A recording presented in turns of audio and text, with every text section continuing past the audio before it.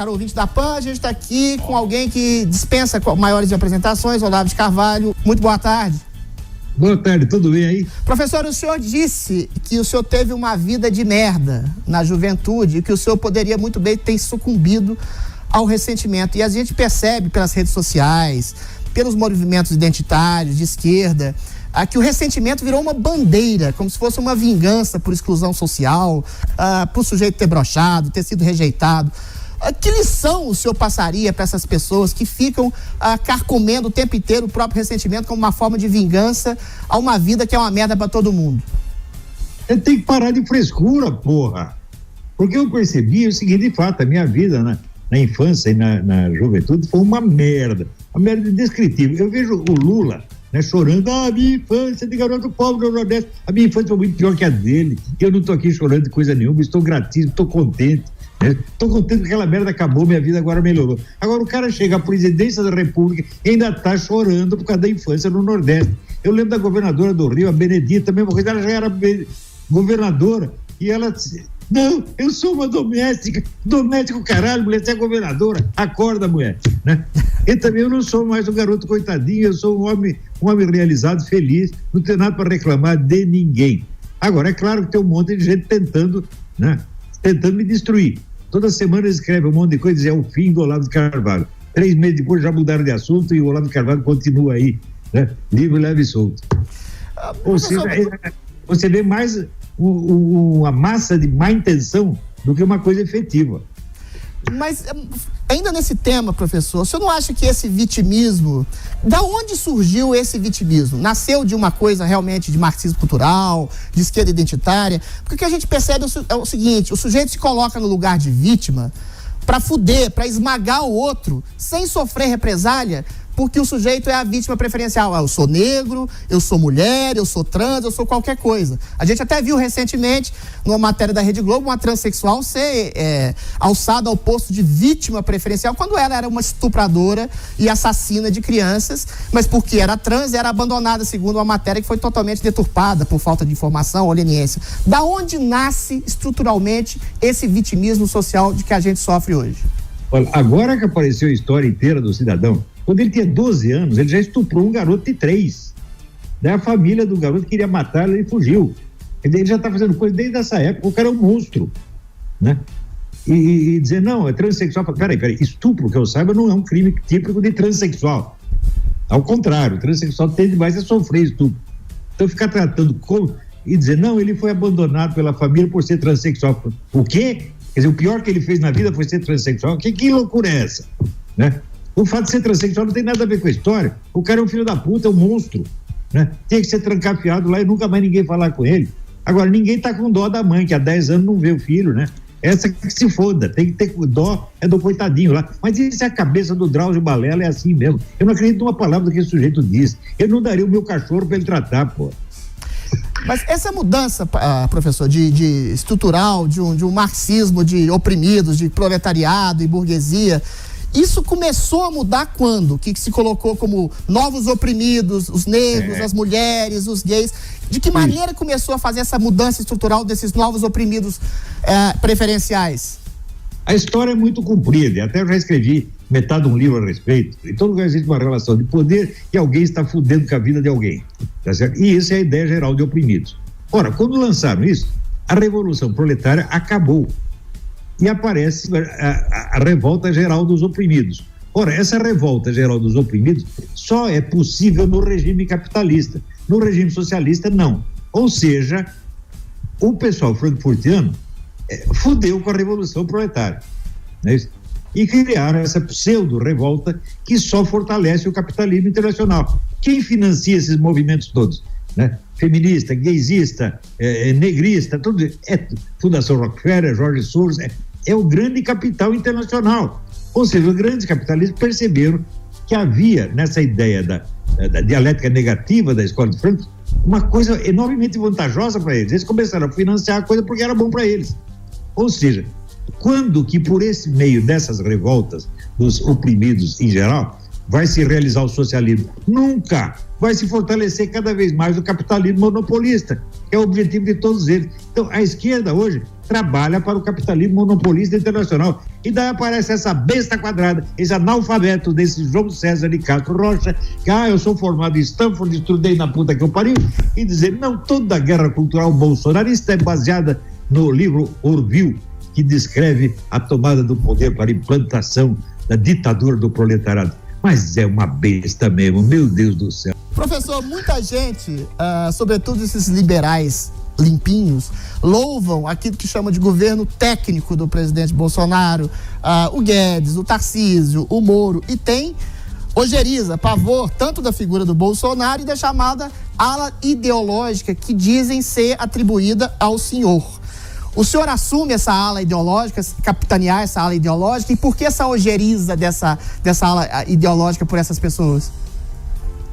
Isso aí é tudo, metade desonestidade, metade analfabetismo, porque é óbvio que esse isentismo tecnológico, ele em si é uma ideologia, aliás, é a ideologia positivista, meu Deus do céu, isso é conhecido desde o século XIX, né? Quer dizer, Augusto Comte queria banir a discussão política e criar um governo tecnocrático, só põe técnicos. Mas isso é uma ideologia, é a ideologia da classe tecnológica, é óbvio. Ora, o governo militar foi assim, era um governo tecnocrático, não tinha debate político, chamava os técnicos e os milicos junto com os técnicos resolviam tudo. Isto é claro que é uma ideologia, era a ideologia deles, era o governo deles, e agora querem fazer a mesma coisa. Claro que isso não vai funcionar, isso é toda essa discussão é falsa, todo esse pessoal é ideológico. Veja, política sem ideologia, meu filho, é jogo de futebol sem bola, pô. Perfeito. Não existe isso. Quando o Bolsonaro convoca ou endossa uma manifestação pública popular contra esse tipo de chantagem, que o Congresso pela primeira vez está sendo acuado de alguma forma e pressionado pelo povo, que é uma coisa legítima, essas pessoas dessas instituições dizem que o Bolsonaro está tramando um golpe. O senhor não acha que é um amadurecimento, pela primeira vez o brasileiro, que sempre votou pessimamente mal para o Congresso, perceber que o Congresso também é uma parte do governo e que o governo tem legitimamente a chance, a possibilidade de atacar mal os congressistas? Porque o senhor acha que isso é má vontade de uma mídia ou de pessoas ligadas às instituições, ou é mau caratismo mesmo? É as duas coisas. Agora, você veja, a classe política brasileira, ela acha que instituições democráticas é o governo delas. Elas mandam no país, elas não têm satisfação a dar para ninguém. O eleitor só tem uma função, votar no cara. Vota e depois ficar quieto. Não me enche mais o saco, deixa eu fazer o que eu quiser. Né? Então eu vou lá, eu desenho verbas para mim mesmo. Né? A corrupção do Congresso é arquiconhecida desde os anos 70, tá certo? Metade de quem está lá é tudo ladrão, nós conhecemos. Né? Agora, eles não aceitam a pressão popular. Por quê? Você veja, o Brasil é um país de maioria conservadora. Isso foi demonstrado, pesquisa atrás de pesquisa. A própria Folha fez um monte de pesquisa. Então, era 60% a 70% da opinião brasileira conservadora. Mas como é que num país maciçamente conservador, você não tem um partido conservador, você não tem um jornal conservador, você não tem um canal de TV conservador, você não tem uma universidade conservadora? Porra! A opinião conservadora foi totalmente banida durante 50 anos. E o primeiro que ousou representá-la foi o Bolsonaro. E aí se cumpriu a profecia que eu tinha feito. O primeiro que ousar falar a linguagem conservadora estará falando a linguagem do povo e vencerá qualquer eleição nesse país. Ele venceu. Foi o primeiro que teve coragem, porque antigamente só tinha. Veja, o próprio Lula disse, nós que criamos, eu e o Zé Serra criamos um novo estilo de fazer política. Era assim, é PT e PSDB. Né? Era petista e tucano, comunista e tucano, que é mais ou menos a mesma bosta, tá entendendo? E ficou isso aí durante 50 anos. Um dia o povo se encheu o saco e quando apareceu alguém falando a linguagem dele, todo mundo votou nele. Só que esse pessoal não está preparado para isso. Sabe por quê? A mídia brasileira, soma a tiragem de todos os jornais e grandes revistas brasileiras, você não alcança 1% da população. Isso significa que a mídia só fala para a própria elite. É a voz da elite falando na orelha da elite. E eles se convencem de todas as suas próprias besteiras, se hipnotizam. E ignoram o povo completamente. De repente o povo começou a falar, eles estão aterrorizados. Um tema, Regina Duarte, já que a gente está falando sobre cultura e educação, Eu creio que Secretaria de Cultura não produz porra nenhuma. A única coisa que ela faz é fomentar a arte invisível que está dentro do país. A gente sabe que durante muito tempo, durante muitos anos, o que se arroga ser classe artística falava por todos os artistas brasileiros e era uma meia dúzia circunscritas lá, o apartamentinho do Leblon, do Caetano Veloso.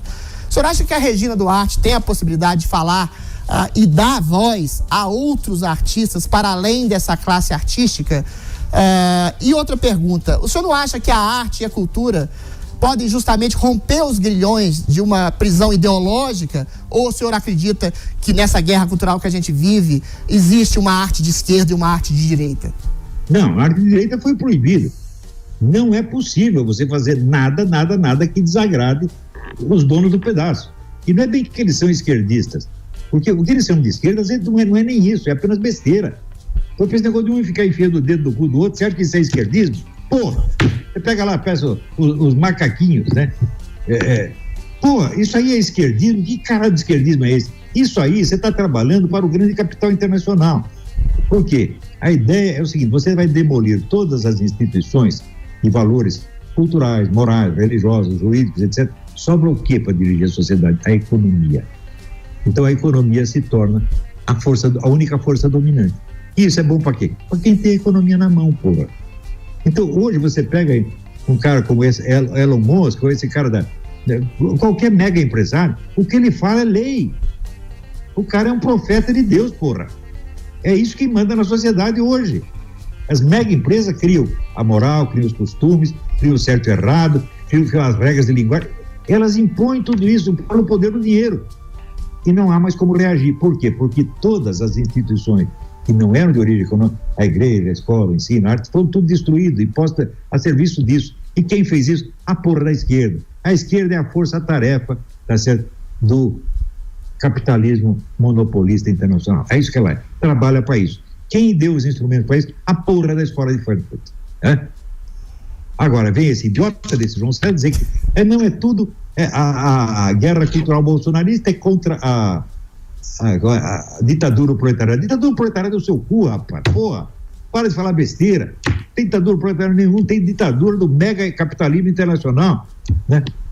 Por que você acha? Veja, o Lula, na mesma semana, ele foi homenageado no Fórum Econômico de Davos pela sua adesão ao capitalismo e no Fórum Social Mundial pela sua fidelidade ao comunismo. Na mesma semana. O que você acha disso? Os caras entendem que é a mesma coisa, pô. Quer dizer, o esquema comunista hoje está a nosso serviço. Nos anos 60 eles inventaram aquele negócio, o sexo anal derruba o capital. Todo mundo começou a dar o rabo para derrubar o capital, né?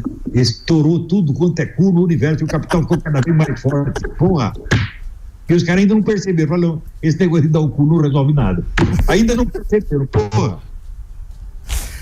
Professor, Regina Duarte, o senhor acha que ela tem um papel a fazer aí? Parece que o senhor tem feito críticas bastante acerbas a ela. O senhor acha que ela pode alargar esse conceito de classe artística e dar visibilidade a quem não tem? Como é que o senhor avalia essa nesse princípio de gestão? O senhor não acha muito prematuro criticá-la de maneira tão agressiva já?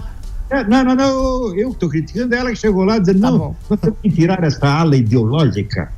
A ala ideológica bolsonarista vai estar gagá, porra.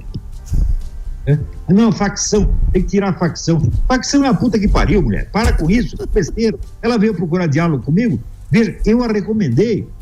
Eu vou confessar a verdade. O presidente me deu a honra de me perguntar o que eu achava dela. Eu disse, não, eu acho que ela é uma boa pessoa, etc. Mas eu recomendei a desgraçada. E ela estava dizendo que eu estou tentando tirar o cargo dela. Não, filha da puta, eu ajudei a dar o cargo para você. Só que você não sabe nada, você é que nem esse João César. Não sabe de bosta nenhuma,